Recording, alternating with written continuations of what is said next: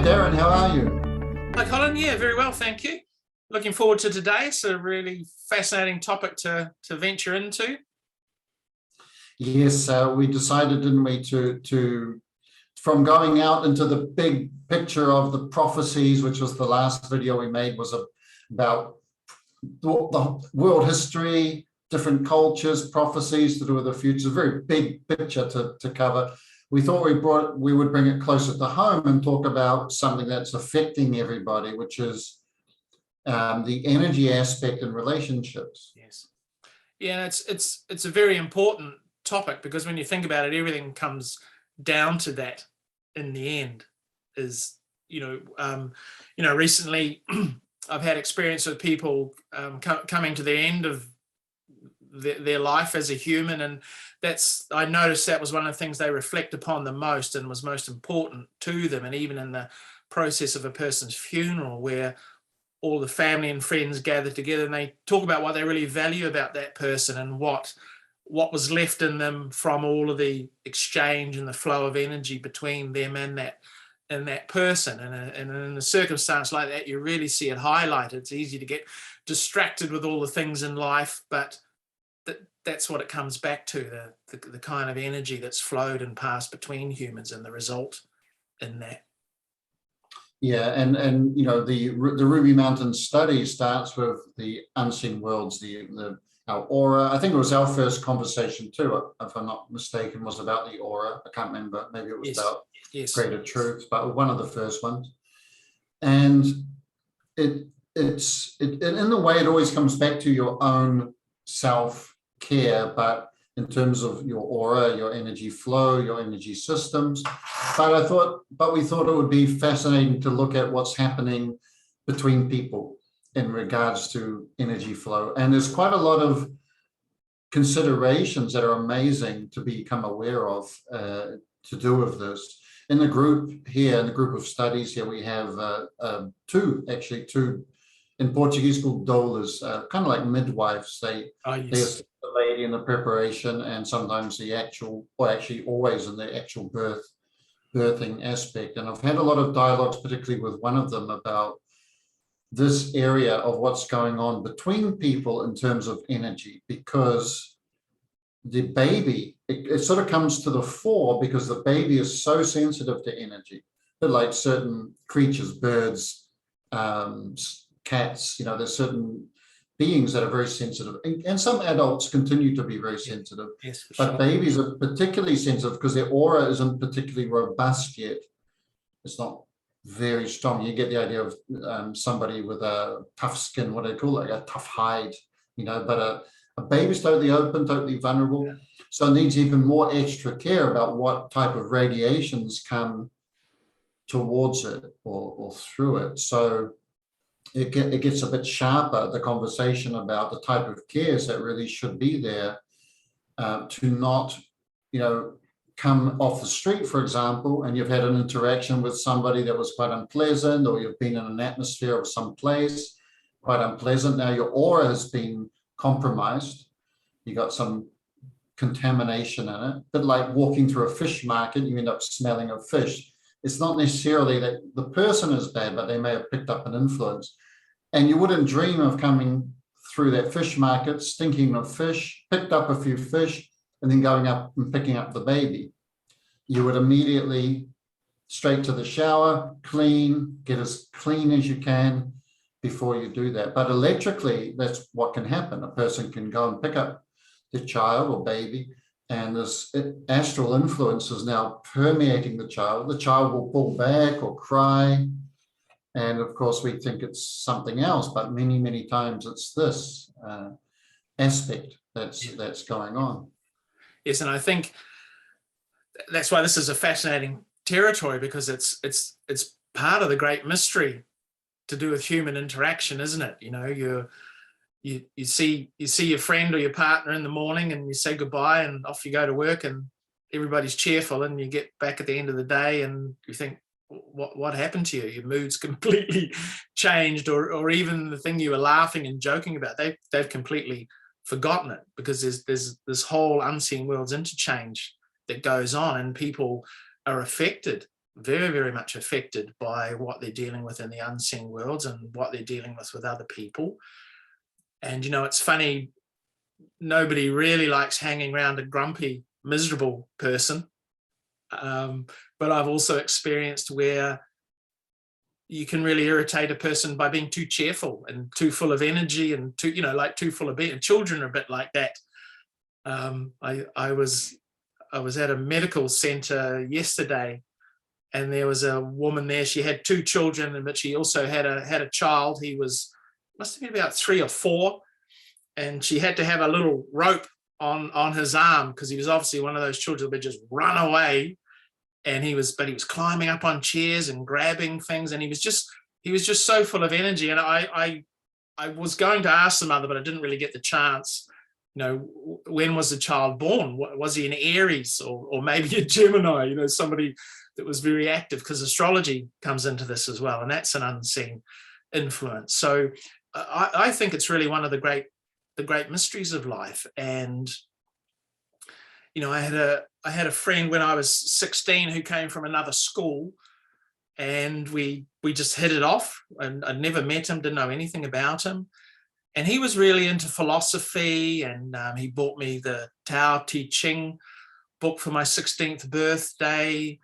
And for about 2 years, whenever we got the chance, we'd get together and we'd talk about life and philosophy and all the rest of it. And then he sort of went his separate way after college, and I went my separate way, and I bumped into him like 10 years later. We had nothing to talk about whatsoever.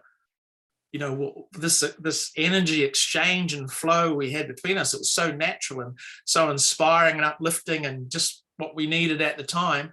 Things had changed. So it's not only energy flow and changes within minutes and hours and days, but even over the course of a decade, someone Yes. that it was so energizing to be with, it's almost like a different person altogether. So, these are some of the great mysteries, aren't they? They really are. And, we touched already on 2 of the trails of Ruby Mountain, because we had a pre-talk as to whether or not to look at this energy flow and relationships in relation to the 7 trails of Ruby Mountain, because the 7 trails are 7 territories that are an important part of an even bigger study, but we feel are very vital territories. And the first trail is about the aura. So this is where we started to do with being aware of your electrical state, but also the person you're going to interact with. It just there's a lot to kind of understand and consider in that. But you touched on astrology, which is the part of the 3rd trail, which is know yourself. That ancient council, know yourself, which includes astrology, but also includes what element you are, because everybody is inclined to earth, water, air, or fire as a predisposition. Like the child in the waiting room was probably a fire child. Yeah, oh, wow, was he ever? Yeah. It made me feel like jumping around and grabbing things, I mean, that's because everyone else is sitting there just, waiting for the doctor or not feeling well. But this little child is so full of life and energy. Yeah, fiery. He was a fiery little character, that's for sure. Yeah, and that, we decided not to go methodically through the trails, but we will refer to them where we can, because besides being helpful for yourself, they really do help in relationships, because just this one thing, it's great to know yourself, but what about knowing others as well? So if you know your partner or your child or your mother is a particular astrology, there's the number that they are, because everybody falls into one of the prime numbers, 1 through to 9. Everybody's an element. All these things, there's the physiognomia, the face. Yes. That you can tell emotional disposition by the nose, and mental disposition by the chin, and all these types of things, these old Chinese arts. If you know those things, you're just much more harmonious, because you know what to expect. We're so often let down and disappointed with people because we have an expectation, a certain type of expectation or a certain type of box that we're expecting the person to step into, and they just jump out of that box, man, like that little kid would have. So yeah, that's trail 3, which is an excellent study, which is to know your own tendencies as well. My wife, for example, she's a Leo, and she's a number 5, which is 2 lots of 5. So knowing something about the nature of 5, knowing something about the nature of Leo, you can often laugh off certain reactions or certain ways that a person is, because you can both see it. You say, you're being very Leo-like. It's a very Leo-like, lion-like response, right? And you both have a laugh about it. Yes. So it's an excellent thing that I heard actually. You may have also heard this in ancient Egypt. People that were about to be married consulted an astrologer. I think they did the same thing in ancient China. Oh, throughout all ancient cultures, yeah, absolutely. Right. Yeah, to see how strong points and weak spots in the combination of the coming together of these influences. Yes, and that's part of because something gets done for a valid reason, and then through the centuries it becomes traditional and people forget the original reason. So, you know, the idea of arranged marriages, originally that was the idea, that to try and work to find the best compatibility because of that energy flow in relationship. It's a bit like a human unseen world's chemistry, you know, to put the right, you know, because you talk about elements and compounds, these natures, because if you put 2 fiery natured people together, you know, there's balances and tolerances that are there. And, you know, when again, with this mother with a little fiery child, I thought, wow, you know, if the mother was a water sign or an earth sign, having that knowledge and just being aware of those different types of energies, you can be conscious about it and balance things accordingly. But to not know that, it makes it very, very difficult.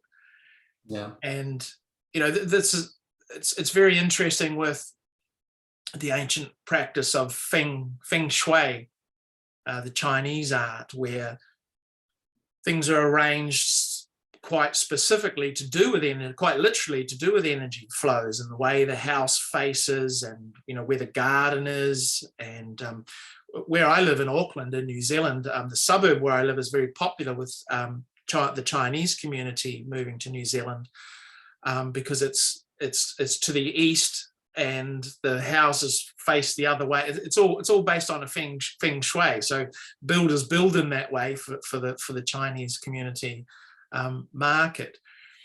But, you know, one of the things about feng shui is they teach that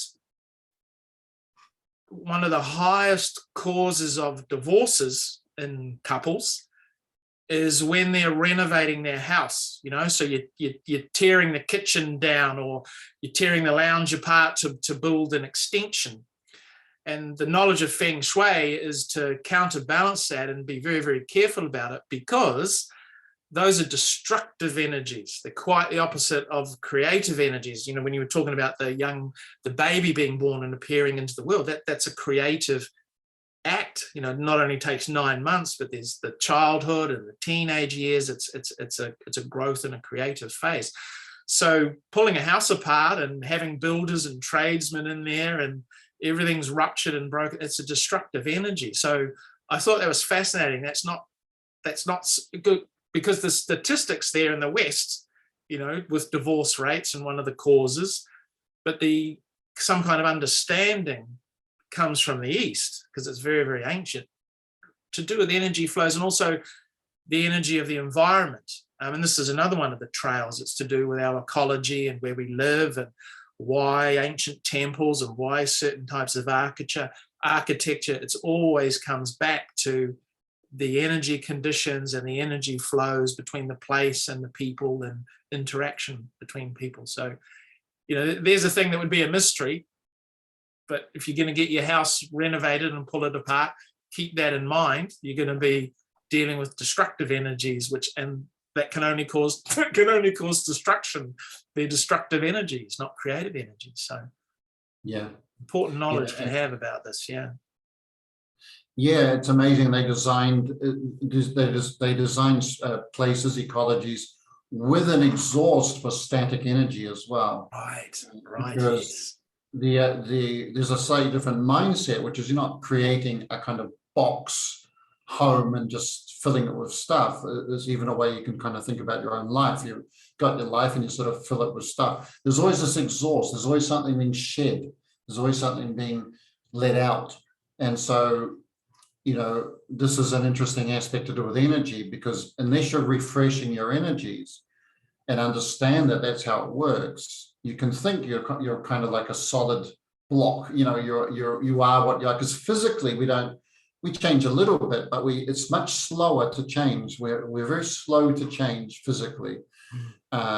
You know, hair grows and changes a little bit more than other things, nails, but basically it's quite slow. But electrically, it's not like that. Electrically, there's a flux of energy coming in, and the energy comes in through what we think and through the ecology that we're in. As you said, a ecology that's falling in pieces could cause a person to go through a similar type of process. So these two influences, what we're thinking and what we're catching, cause us to draw in a certain type of energy, and then that fills our aura, and it's changing minute by minute. So this is why you can, you know, people who've lived together for a long time, you can be together and you can suddenly say, "What's wrong?" Nothing. No, you know, something's changed.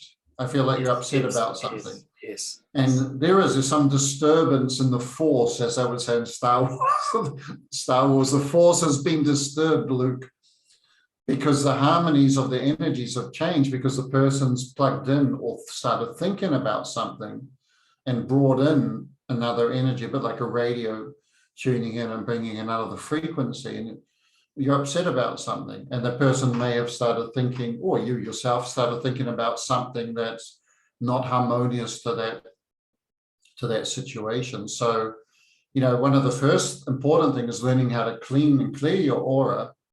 So you're doing a constant refresh. Like we take a shower at least once a day, or we clean our teeth. All these things you would never think about passing a week without having a shower, cleaning your teeth. But we go on without cleaning and refreshing our aura, electrical systems. Again, things they knew in the East, because you've got the Qigong and Tai Chi, and even to stay healthy at a minimum, acupuncture, which says things are not flowing, things are not being shed, things are not running through the system, there's blockages. And if you come to another person with that contamination, you're going to have a limited degree of being open, because if somebody, let's say you want to exchange it with somebody, but their aura is contaminated, you're gonna pull back a little bit. You're gonna feel not quite as open, not quite as free. You're gonna be a little bit wary, and so it's the more you think about it, the more it seems like it should be a fundamental thing we already all know about. We're already all applying. And yet I think we're kind of like cavemen still emerging into the sunlight in regards to these types of subjects. Yes, and that's another really important point, is that it's the education and awareness, you know, because when we're at school, it teaches how to hit a ball and how to run fast and all of these sorts of things, but they don't unfortunately teach us about the electromagnetic part of our system. And so we become desensitized to it. And you know, I know I think I might have mentioned this before, but when I went to university, the art school, it was in the city, and I live in the suburbs, so I used to have to catch the bus each day to get there, and the bus, which is about an hour's trip each way. And so I'd get up in the morning and I'd be all fresh and energized, because I love art and I was so looking forward to it. But after the bus trip into art school, I'd get off feeling devastated, thinking, "Oh my God, can I go home again, or can I lie down and have a nap?" You know, be grumpy, and then I'd get into the art, and we'd have exercises and be doing workshops every day, and I'd be really energized and fired up again. And then I'd get on that bus to spend for an hour going home, and get off the bus again feeling terrible. And what I eventually learned was that because each person does live inside an electromagnetic bubble, and that contains your energy, whatever you've produced, whatever you radiate, it holds it in there almost like a battery. But of course, because of the physics and the laws of electricity, you know, electricity always flows to a place of less resistance. So you get on the bus and actually everybody's auras are overlapping, and there might be 50 or 60 people on this bus. You know, a lot of them are going into the city to work as accountants and office workers and all the rest of it, and not looking too happy, not looking too happy about it. So of course, all the auras intermix and there's an energy flow. It all balances itself out amongst the 60 people on the bus. So you get on the bus feeling really bright and inspired. It all levels out. And when you get off the bus, you're feeling devastated and drained. And then the opposite happens coming on the way home. So once I learned that, once I just was fortunate enough to have that knowledge explained to me, then you can counterbalance that. So, you know, one of the things I'd do coming home was I'd have a sketchbook or a notebook and just carry on working, try not to interrupt the process that I'd been in at art school all day. And this is the other incredible thing, because the edge of the human aura, like the Van Allen belts around the planet, it is a shielding containing device. It has to be, otherwise all your energy would leak out. It'd be like having a bad wound and all your blood leaking out. You know, you'd soon die. You need that energy contained. So in doing a process that was inspiring and enjoyable, it produced that energy and that light into the aura to counterbalance it. Very simple laws of physics, and very much to do with how electricity and its dynamics work makes all the difference. You know, because imagine you could end up thinking after 6 months, or maybe I'm not so into art, I just keep feeling terrible every day. Maybe it's not for me, but that's not the case. You're being influenced by energy flows that aren't actually to do with the thing you're interested in. So just building that awareness, and that's one of the lovely things about the different trails, is that there's lots of work and exercises there for building up that sensitivity, for cleansing the aura. You know, and that's the thing. I think all humans face that. That's part of learning and growing and getting to know thyself, is what influences aren't you. They come from your parents, they come from your family, they come from cultural traditions, the nation, the energy that comes out of the land. You've sort of got to understand and separate all that out to find out what you as an energy being and an entity really is. That's an important process as well. Because of these energy flows, you can't avoid them. They're a fact of life. Yeah. Yeah, and something you mentioned there is to do with Trail 2, which is the natural laws of the universe that appear on the planet, appear in the human system.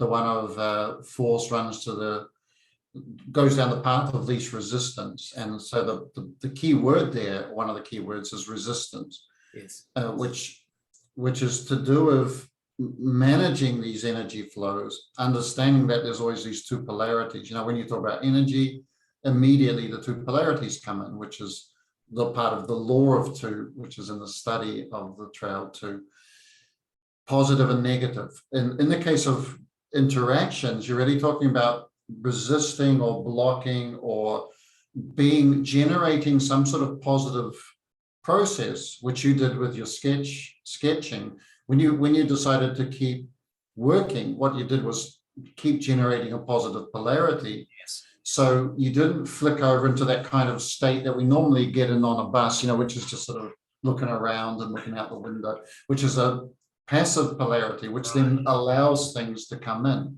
This is why there's days when you feel good, you feel positive, you've got a bright idea going on, and nothing can touch you. You have that feeling like nothing's going to bring me down. You sort of hope the rest of your life will be like that, but because it's a law that swings both ways, you do have to go back into a reflective, passive, open state again. But knowing that this is going on, we can, like you kind of did it intuitively. I'm going to keep working. Yes. Same way. And you may have had a lesson associated with it as well. But this is the story that Gurdjieff told about the bell ringer.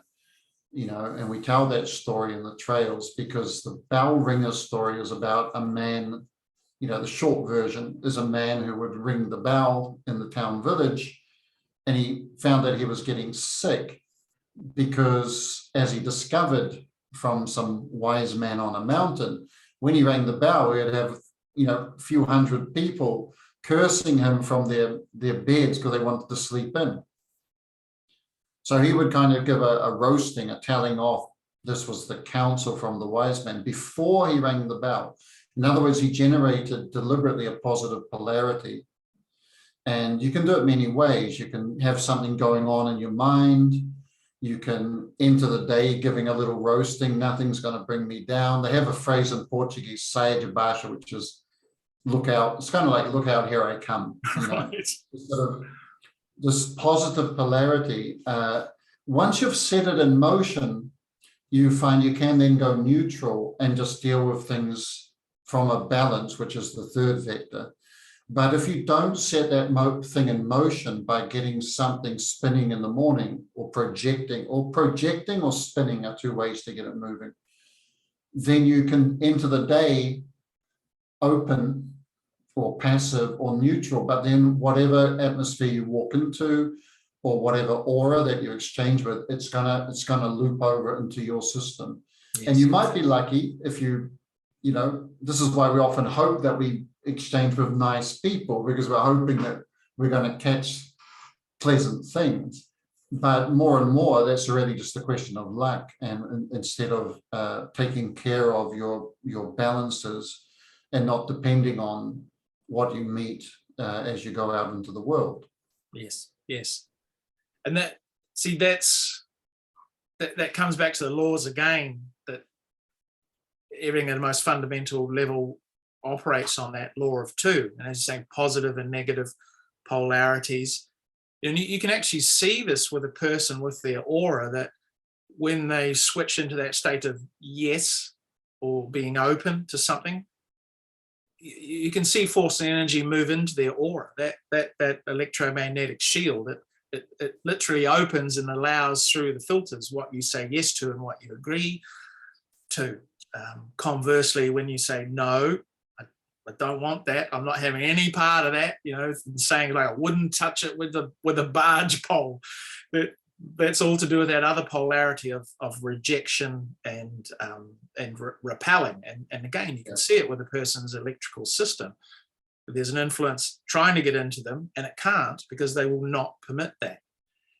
And I learned a really, really valuable lesson when I was a younger man, because I've always been a very willing, enthusiastic kind of person. I don't know whether that's to do with being a Pisces 9 or whatever, but very enthusiastic.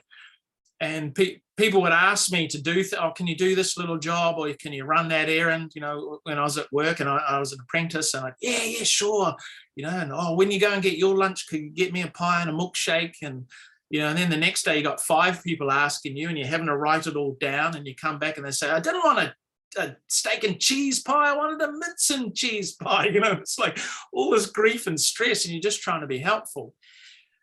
And then I came across that law about how electricity always follows the path of least resistance. I had a bit of an epiphany moment. So I found it really, really difficult, but for a whole month, I wrote it on a bit of card to remind myself, read it every day, that no matter what somebody asked me, even if I really wanted to do it and it was something I really was keen on, I'd say, no, sorry, can't.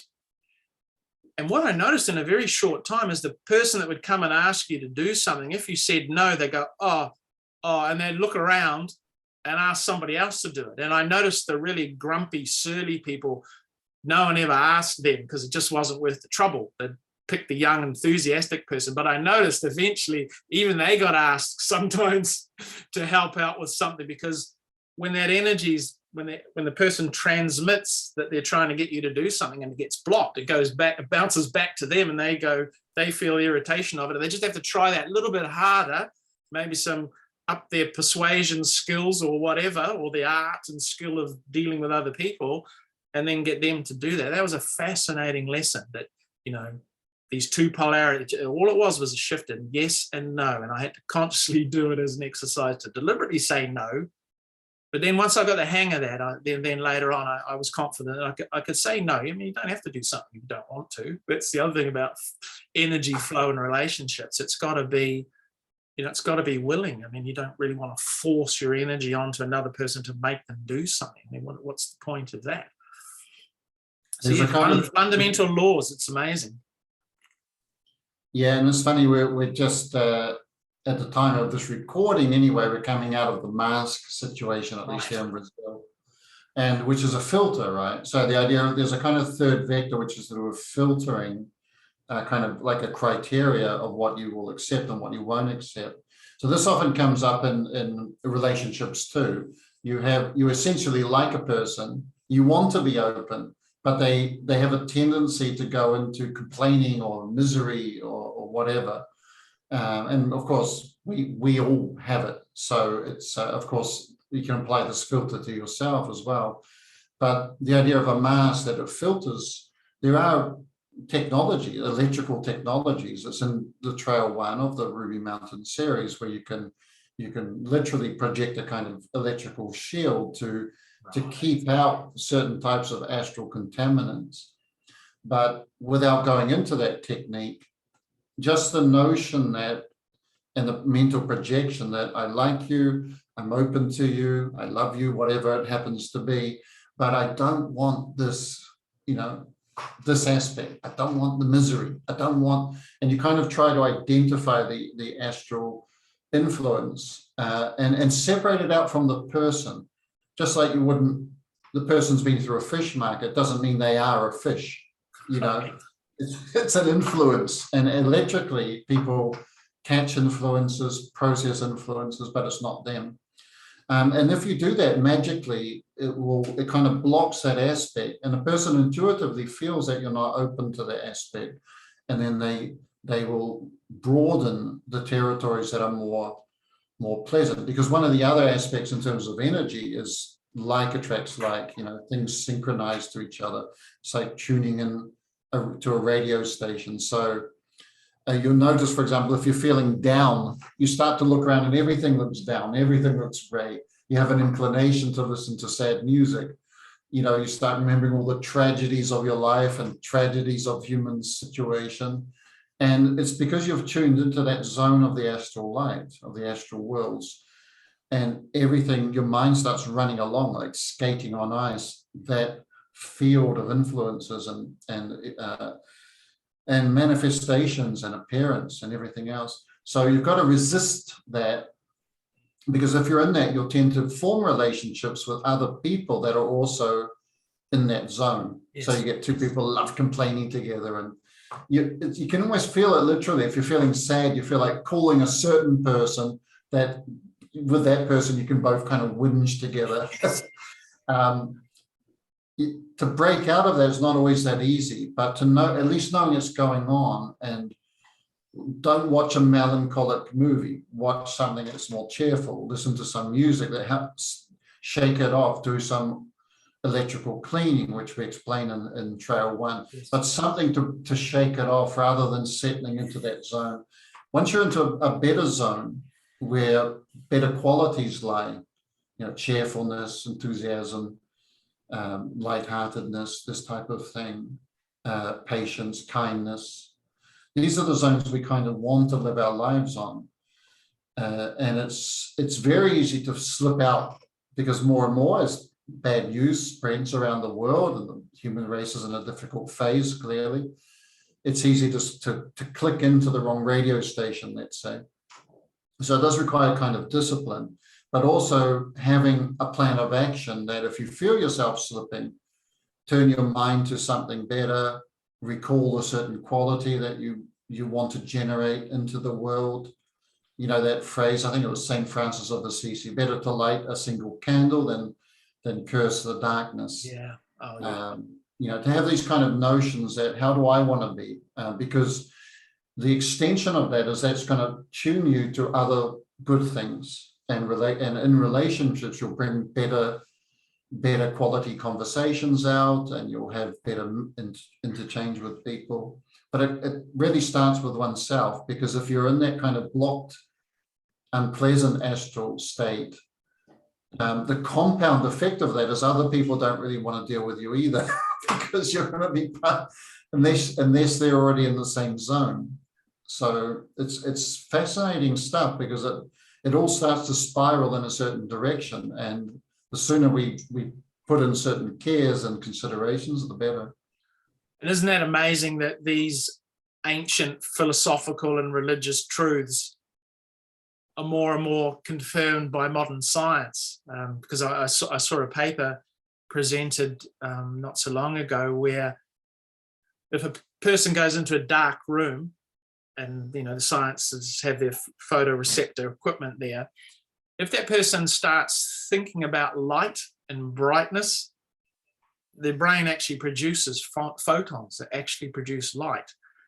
And then if another person comes into the room, they don't know what this person's thinking, but the photon detectors then pick up the other human, their brain start producing photons and light as well, simply by being in the same room as a person who's producing more light. Absolutely fascinating stuff. And the other thing they research, because this is to do with energy and relationships, I noticed that my wife, because she loves sports and she's a netball coach, and so over the winter period, that's kind of when she's at her best, and I'm not. That's not my best part of the year. In the summer, even creatively, writing, artwork, discoveries, it's always better. And the funny thing was, this research showed that human beings actually produce more light and more photons out of their bodies during summer, and in winter it goes darker. So these understandings about the unseen worlds and the mechanics of the human system, very, very important to do with relationships, because even that single thing, my wife thinks I'm not so interesting during the winter, a bit more interesting, and vice versa. But you got to realize it's just a sort of a trend and a pattern. And the amazing thing about being human is you can consciously override that, and not, as you say, not take it personally. It's just another factor in the mix. Well, that harkens to another natural law, the law of four, doesn't it? Which is Yes. Appears in the seasons, but we all have them. And it's a very important one to do with relationships, because the person you meet on a Monday, they may be, if you think of a Ferris wheel turning, you get on a Ferris wheel, you get up to the top, you got an amazing view, it's wonderful, then it comes down to the bottom and you don't see so much, right? There's the guy operating the thing and a few people waiting in the queue. There's not much to see at that level. Then it goes up again. And we, on the planet, because of this law of four, it appears in everything. There was a whole study in the 70s, I think it was particularly in the 70s, came quite popular, biorhythms. But this does go on, and at all our levels, mental, emotional, physical well-being, spiritual well-being. So the person you meet on a Monday, 2 days later, they may be down, the Ferris wheel may have turned, and they're just not as bright. They're not feeling, and you come in expecting the person to meet the person as they were on the Monday, but now it's Wednesday and they're just not there. And just knowing that about oneself as well, because we can expect of ourselves a brightness that we had 2 days ago and it's just gone. And it's not a good idea to conclude things at the top or at the bottom. In fact, anywhere along the route, it's a good idea not to conclude because it's a moving diagram. But just to be aware of, this is the phase it's in, just to note it as things move on, and deal with things as they are at that particular moment. So if it's winter, that you do winter things. If a person's in a quiet phase, you synchronize and adjust your expectations and harmonies to that particular state. Because we're kind of sold in the world this idea that it's always positive, it's always summer, it's always spring. But a lot of people have an autumn nature.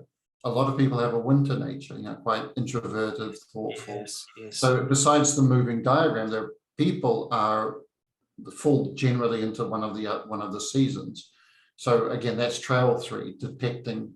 Right. Because if you're dealing with an autumn person and you come in all spring, autumn people tend to pull back from spring people. They might like them for a little time, but too much of it can seem unreal. It seems false and things like this for an autumn person or a winter person. It's really fascinating. And that's the thing, isn't it? A few years ago, there was this trend where you go to a special fashion person and they would try all these different colors of outfits and scarves and all the rest of it to see whether you were a winter, summer, spring or autumn person. And then, really? Yeah, and then you could coordinate your wardrobe accordingly. But of course, the next level of that would be to see, in a person's essence or in their electrics and their nature, which they're predominantly natured towards in those 4 seasons. And it doesn't mean you're permanently a winter, but it's a certain flavor and a disposition, certainly. So people that are more, I remember even as a child, my brothers would be out there whacking cricket balls and bouncing basketballs against the side of the house and all the rest of it. I'd really prefer to be inside drawing or painting or reading. That's more of a wintry type of thing as compared to a summer kind of nature. And and even with children and watching them grow up, it's important to be aware of that and the kind of activities you organize for them, because if you've got a child who's more of a winter child like that, natured, it's no use trying to make them go out and do heavy physical sports and rock climbing and skydiving and all the rest of it, because it's not going to fit well with them. So there's another really important energy flows and relationships is within the family, and particularly between parents and children, because the parents have the greatest influence on those young lives, because you're still building up your potency and power and discovering yourself. And I know we have 3 children, and my wife and I, that's always been the central consideration, is not what we want for them, but what actually naturally fits with their particular character and nature, and what are they naturally drawn towards, and to assist them in that. Because that's the other thing, if a person's not really connecting in the process of those energies which really naturally fit with them, they'll actually never be happy or settled. Yeah. We also in this territory, we can't not talk about this particular strange phase of humanity where, in terms of energy flow, you can see it now if you go to a restaurant or somewhere outdoor cafe type. At least here in Brazil, at least half of the tables will have people, with the cell phones and. Oh yes. If you think of it from an energy flow standpoint, what's happening is you've literally caused a disconnect. And somehow it's come in that it seems to be that somehow it's come in that it's okay, at least here in Brazil. There doesn't seem to be a moral question of whether a person, you can see a large family together and 3 or 4 people are on their phones. But what's happening, of course, is the person's faculties, their mind, their brain has gone to what's on the phone. Yes. So therefore, you're not plugged into, it's kind of obvious, but it does need to be said as well, into what's going on around you. The thing is, we think we can do both, but we do have a leading line of concentration and focus. So once you start looking there, then the influence of whatever's on that phone can also arc through, because we connect to what we think about and what we see. And so now you've got another influence into the dynamic.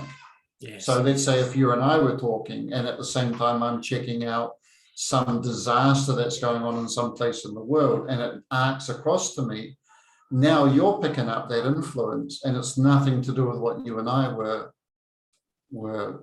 focusing on. So, I think we're slipping away from the art of good conversation, because good conversation shouldn't be just exchanging words and opinions. It should be to do with energy flow. Yes. And with the idea that, what have you picked up? What have you thought about? What have you felt? Because we kind of like those ice cream scoops. We go into the day and we scoop up stuff. And so when we talk, we can be exchanging connections, bits of essence, perceptions, ideas that together make up a kind of tapestry that one person alone wouldn't have.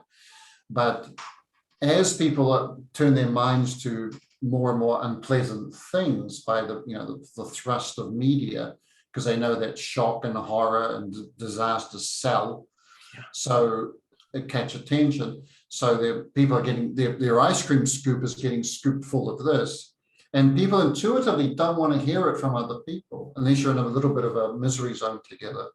It's not really that appealing. So people are diverting to the phone as well, because they're not wanting to catch this energy off the other person. So it's a bit of a compounding situation. Yeah. So you really got to make I think the message is you've got to make a little bit more effort, or even think of doubling the effort to create quality exchanges.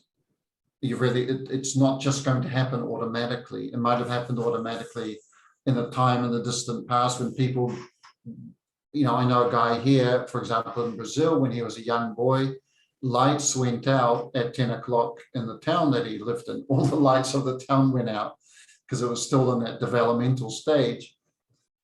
But then they would sit on or maybe earlier, I think it was 9 o'clock because he was a young boy. They would sit on the steps, him and his father, grandmother, mother. There would be the stars. It was a country town. And they would tell stories. They would share stories, share thoughts, share feelings. And he still holds that as one of the richest times in his life because of this flow, this tribal feeling amongst the family. And just things that people took for granted back at that time. As TV appeared, as the lights came on, the stars disappeared, we lost something that we didn't realize that we had that was so precious. Yeah. There's a profound saying, isn't there? Energy flows where attention goes. And because of the law of two, it's a two-way flow. So your energy goes to where your attention is focused, but something flows back the other way. And I think that's one of the most important and profound lessons and understanding in those Ruby Mountain trails is to do with, well, some people call it the Akashic records, we call it the astral light, but it's to do with the qualities of energy. So, you hear a lot about the Akashic records and the print of all human activities and emotions, and people channeling Moses from the history and all this sort of stuff. It's very, very rare, this idea of the different levels or qualities about the astral light come into it. And that feng shui example about when a house is being renovated and there's all those destructive energies, as you say, the mainstream sort of news, because it does sell, all of those terrible things that are happening, those are energies of destruction, those are energies of violence, those are energies of murder, all of that sort of stuff. But then there are energies of education and knowledge. There's energies of improvement. There are energies of healing and regeneration. So that's the thing. Where do you actually put your mind or focus your mind to connect to energies, and what sort of quality of energy? That's the issue, because if you're connecting to destructive energies, it can only have a destructive effect. It's simple. If you're connecting to energies which are to do with improvement and education, then it can only cause improvement in education. Yeah. And this is the deeper thing from out of history that we seem to have lost so much to do with, is what energies do you connect to that actually cause the unlocking and development of the human? But this is all throughout history, that certain types of energies, certain types of energy flows can cause the activation of the rest of our brain, can cause dormant faculties like clairvoyance and ESP to switch on and become a permanent part of a person's life.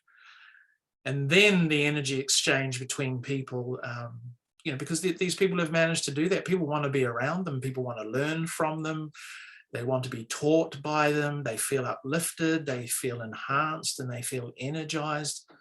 It's a different kind of energy flow, and it's very possible, and it's very real, because those different levels and quality of energy exist within the planet's aura, within the astral light of that. It's got quite an incredible possibility. And Yeah. really the trails in one way or another are steps and knowledge. And I mean, we didn't make it up. This is knowledge to do with the laws and how the human system works. It's It's fundamental truths from the best of all of human history, gathered together and condensed to be an assistance for anyone who's interested in those sorts of things. Yeah, the Trail 4 particularly is about the human qualities. Everybody longs for them, don't they? If you think about special moments in your life, really special moments, there'd be moments when somebody was kind to you, or considerate, or generous, or patient, something like this. These are the things that mark us. As you said, in the start of the conversation about the funeral, people don't talk about the size of your TV or the size of your car. They talk about how kind you were or how caring, this type of thing. But in terms of energy flow, because all these qualities, something that's again a bit missed today is that if you're filled with patience, it is a particular force. So it will appear in your aura.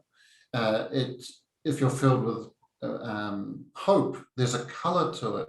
If you're filled with kindness, if you're filled with peace, these are forces. They're not just an act, So there's a law. One of the examples of the law of two is everything grows or dies. So unless a person decides, I want to grow my patience, I want to grow my peace, I want to grow my understanding, I want to grow my ability to listen, I want to get better at listening. All these things, marvelous things we can grow, but it does take a decision to grow them, because if you don't make the decision, by the law of atrophy, it will tend to break down and diminish, because if it's not growing, it's diminishing. But so, I think it is important for oneself, at least, to want to grow the ability to listen, the quality of speech, quality of understanding in terms of flow of energy and what you bring to an energy exchange. But also to be aware of some of the more subtle problems in energy flow and quality flow in relationships that are normally not seen. And one of them we know from studies that we've both done is being familiar with a person. There's a kind of familiarity that's good. You kind of know the person, how you're doing. There's a sort of natural familiarity, but it's that excess of taking things for granted that people did with you in your story of people asking too much of you. Yes. They started just expecting it and not appreciating. And this is the balancing factor to it, is respect and appreciation. And it's an important one, because it can slip into long-term relationships so easily. You just a little mechanism in the brain starts not really seeing the person anymore, but you're seeing the image of them in your brain. You're not actually connected. And when that happens, the energy flow stops, because you're not actually dealing with this living, pulsing light being anymore. You are just saying, hi, whatever the name is, and you're seeing a kind of image of them in your head. And when you're talking, you're just firing out in their general direction. But if you remember that to appreciate, to respect, that this is a life that's already different from the person you said goodbye to last time. Yeah. Then something in you activates, and you're kind of checking them out, and you're open to them, and you're seeing what's going on now. And it's such a nice, wonderful, special thing to do. And if somebody looks at you that way, you know that you are being seen. Somebody is actually seeing your life that day in that moment. And it's getting more and more rare, because this tendency to try to wrap up a person in a few sentences and put them in a box in your head, it's very strong. I think we got it from game shows where they go, what's your name? Margaret. Where do you live, Margaret? Charleston. What do you do, Margaret? I'm a housewife. Okay, now let's get on with the game. And say, we've got Margaret in a box, and we don't want to be in boxes. It's okay as a reference point, but we want to expand. And so again, grow or die. If you want the other person to grow, if you want the other person to expand, they will feel this influence, and there's a freedom that comes with that. And you can start avoiding this taking for granted, not really appreciating, and because sooner or later, if you feel a person doesn't appreciate you, you will back away. It's guaranteed. So, but these things more and more, they need to be kind of consciously decided upon, because they're not passed down that naturally. We don't get it from our grandmother. You know, we used to enjoy the wisdom of the elders, the wisdom of the elders of the tribe would pass these things on. Make sure, you know, you thank the trees and thank the sun and thank the earth for what you received today. These kind of messages we're not getting anymore. So it does take a personal effort to break through the kind of grey familiarity that seems to be soaking everything. Yeah, and that's, you know, these psychological studies about what impacts humans the most, or what they long for the most. And I think number one was to not be alone. And the second one was to be understood and appreciated. So never mind about the big house and all the money, you know, that came later down the list. Because you can have a big house and lots of money and be lonely and unappreciated. You know, and there's such lovely clues throughout history where people were more connected to natural things, because I think it's in the North American Indians or other cultures where there's that moment of two people greeting, or they're having an exchange, and they go, "I see you." I never understood that when I was younger. What's he talk? Of course he can see, he's got bloody eyes, you know. But no, it's "I see you." It's a mark that I'm consciously looking at you as you are right now, because it's different than a whole process has gone on. Many things have happened to you. And even with the Maori in New Zealand, the hongi, where they greet and they press the nose and the forehead together, you know, it's quite an intimate thing, and you're very aware of the other person's, and you know, it's not just the nose is pressing, but your eyes are you're looking in, as they say, the windows to the soul. You're looking into the other person's eyes. Yeah. You know, my son has a friend who lives out in a lifestyle block just out of the main city, and he loves going there. He loves being invited with his friends to go and stay the night. And it's usually because the man who lives there is going to use the teenage boys the next day to help dig holes and lift hay bales and all the rest of it. So fair enough.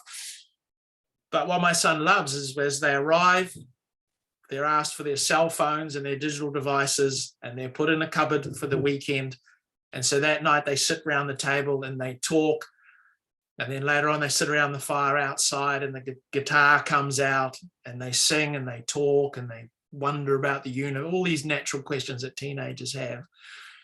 And he says it's just the absolute best place to go to. And that's all it is to take the distractions away.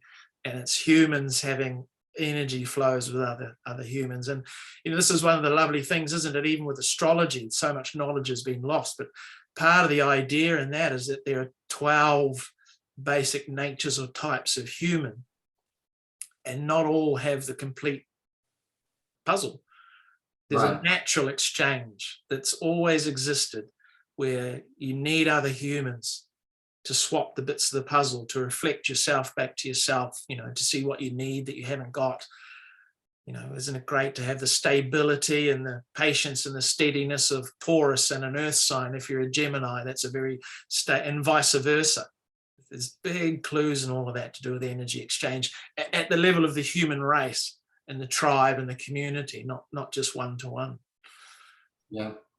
Yeah, and it works both ways. You know, people need to find their own voice, because we want to hear you. You know, we want to hear the authentic person. And unfortunately, we kind of get directed into standard speak and popular speak. And, you know, every teenager knows this. There's a way that the gang is speaking. So we don't go on this type of quest to find your own voice. This is to do with Trail 5, isn't it? The human temple. Yes. That we're not one thing. We're not just one room. A person is really more like a castle that's got a foyer area. There's got a banquet area. It's got a banquet area. It's got the bedrooms. It's got meeting hall rooms. It's got the king's chamber, queen's chamber, armory area. It's got all these different dimensions, but it's also got like a chapel. Yes. And so, yes. when you meet a person, in terms of our human assembly, we can be located in different departments of ourselves. For example, when a person goes into their emotions, the consciousness goes into the throat area. So you can see in body language, when a person touches on a delicate subject and they put their hand, people put their hand in this area, which is a shielding to the neck area, which is the seat of the emotions, or they will touch their chest. This is another area that gets affected by the emotions, a shock. The hand goes there to really reassure the energies, like to fortify the energies of that system. So a person can be in their head, which we know is more intellectual. And so when two people meet, there's this fascinating, it's another whole conversation, but where are you in your temple? Where are you in your castle? Because if one person's upstairs and the other person's downstairs, for example, we say, I'm hungry. We use the word I for everything. I'm hungry. But are you hungry, or is it your stomach? It's your stomach. Your stomach needs food, right? Yeah. So we say I, but we say I'm hungry, I'm cold, it's your skin, I'm interested, it's your brain, I'm upset, it's your emotions. We wander through the castle like drunken lost souls, not knowing which room we're in. So if you've got two people doing that, you have less chance of harmonizing. So, this has gone into in trail 5, but just to touch on the other two trails, trail 6 is about the universe.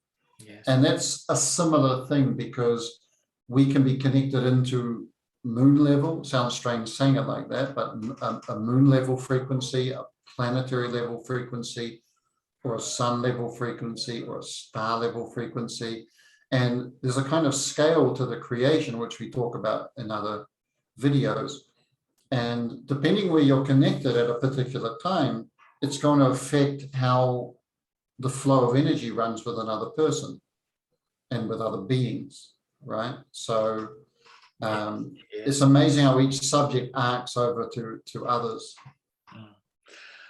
Well, and I think that's one of the things that I love so much about the Ruby Mountain course, because there's the written work and there's all the extra videos and that we've made explaining things, but it's the live meeting that's part of it, where people get a chance to ask questions and to delve into some of these deeper, and it's very live. And talk about energy flow and relationships. I think, well, people have said that and reflected back. That's what they really, really appreciate, is that people from all over the world to come together, and you're actually listened to, and we're interested in people's experiences and the whole opening up this great mystery, because there are bits and pieces that are understood and that are useful, but we're going into the future, a whole new realm that's never been before. We're in a different part of the universe. It's this is part of why the great changes and what's been happening with the human race is that we're moving into a new time, and it's unexplored. So there's so much to discuss and to explore and to research and to open up and to figure out what to do, how to deal with it, how to be.